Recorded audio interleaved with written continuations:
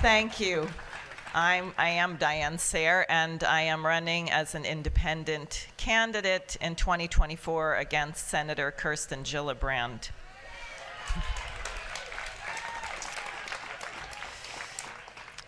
We do not know one promise these men made, one pledge they gave, one word they spoke. But we do know they summed up and perfected by one supreme act the highest virtues of men and citizens.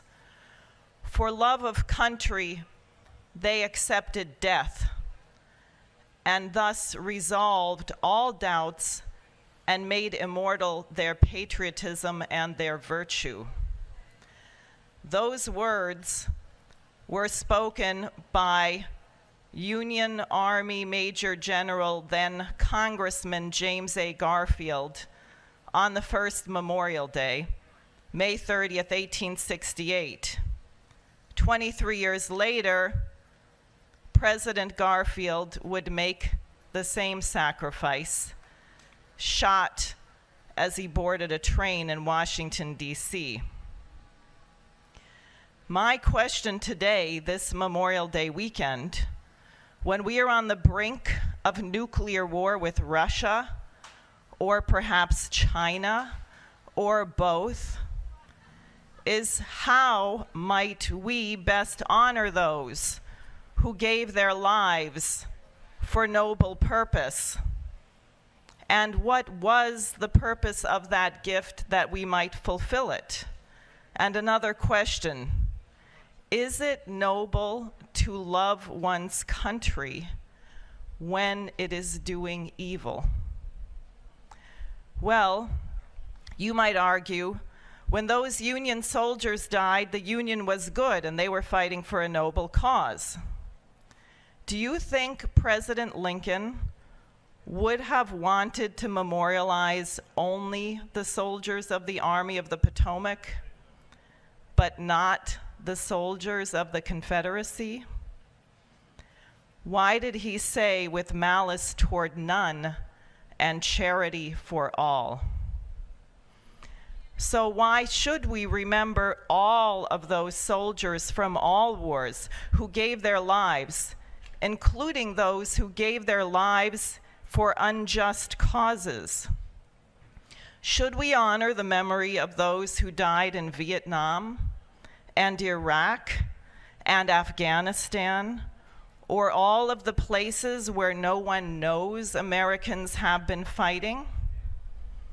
Or should we only memorialize those who died fighting Hitler?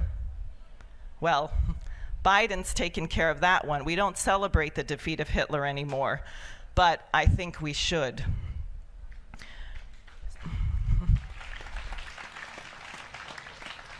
So why do we honor these soldiers, and why should we? Because I know in your gut you feel as I do that we must remember all of them, and we remember them particularly on this weekend.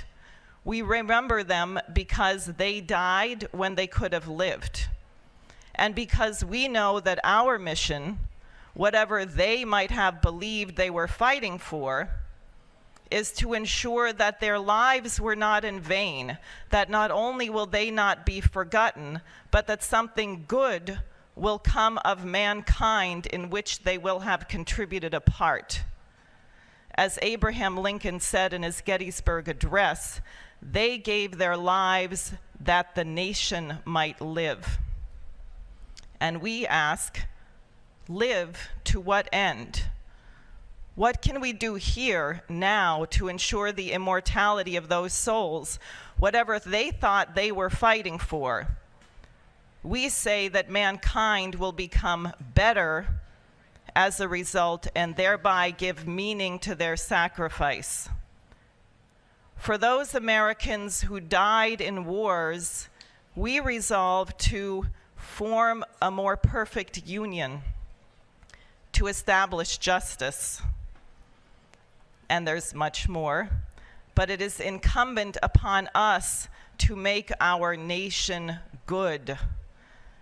And I think the founders of our republic, some of whom walked these very streets where we are today, would appreciate it if we dedicated ourselves to upholding not merely the words, but the intent of our Constitution. In the case of our republic, we owe it to those who made the ultimate sacrifice to make our nation good. It has become apparent to me that God is a poet, or at the very least, he's appointed William Shakespeare as his Secretary of State. Just take a look at the world. Xi Jinping and Putin, along with other large nations, which in our arrogance we tend to ignore, maybe because your neighbors can't find them on a map, but China and Russia are presiding over an entirely new paradigm, which is based on mutual respect and economic growth. And I do have to mention that this order was proposed decades ago by someone who paid for it by many slanders and jail time, Lyndon LaRouche, which Sergei Glaziev, the Russian economist, will tell you. Saudi Arabia and Iran have restored diplomatic ties, and the murderous war in Yemen can be brought to a close. Syria has been welcomed back into the Arab League. Railroads and ports are being built, opening up entirely new corridors of trade. New currencies are being used for this trade to avoid the use of the now weaponized US dollar. Nations in Africa are refusing to bow to their former colonial masters and taking initiatives on the world stage to bring peace. Their initiatives for peace being aggressively pursued by the Pope and President Lula of Brazil. Imagine what Shakespeare would have done with Zelensky's visit to the Arab League, where he lectured people from Syria, Iraq, Libya, and Gaza about turning a blind eye to the occupation of Ukraine by Russia.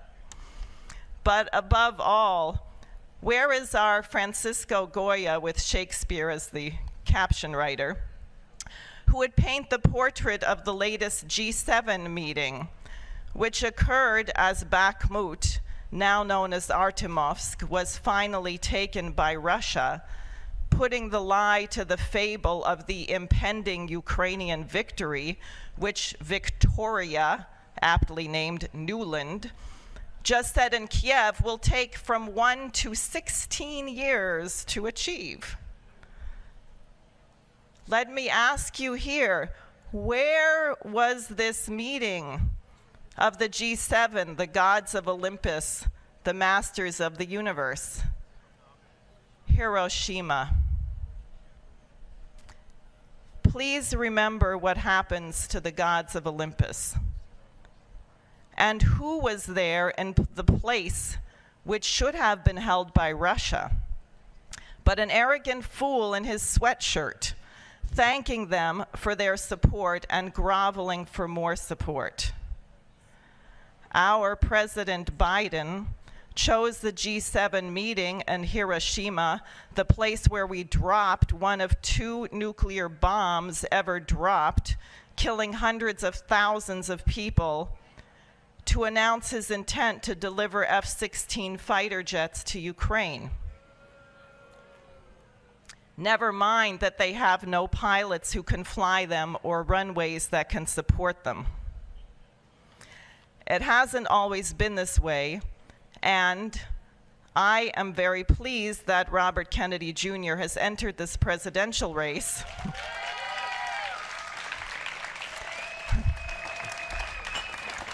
Because he is reviving another spirit, the spirit of his father, his uncle, and their quest for peace and economic justice. 60 years ago, on June 10th, President John F. Kennedy chose the commencement ceremony of American University class of 1963 to deliver a remarkable address.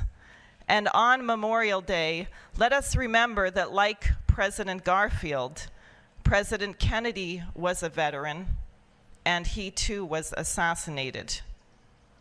And I will share a small section of that speech, which you should read on your own this weekend on June 10th. Kennedy said, "I speak of peace because of the new face of war. Total war makes no sense in an age when great powers can maintain large and relatively invulnerable nuclear forces and refuse to surrender without use to those forces. It makes no sense in an age when a single nuclear weapon contains almost 10 times the explosive force delivered by all the Allied air forces in the Second War. It makes no sense in an age when the deadly poisons produced by a nuclear exchange would be carried by wind and water and soil and seed to the far corners of the globe and to generations yet unborn.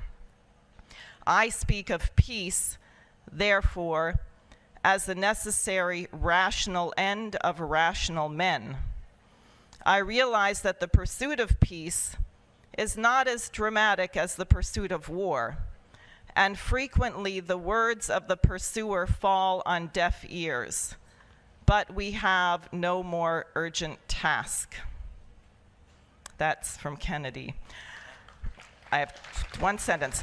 "As I consider the impasse before us with the knowledge that for historical and lawful reasons, Russia cannot and will not lose this war, but at the same time Boris Johnson is running around Texas to shore up congressional support for more weapons to Ukraine, calling to mind Maggie Thatcher's visit, you remember that, to put the iron in Bush's spine for war with Iraq, it seems there is only one way out, and that is that our republic, the United States of America, must return to the anti-imperial principles on which it was founded. We are citizens of a republic. We are not subjects of King Charles, and we should act like it." Thank you.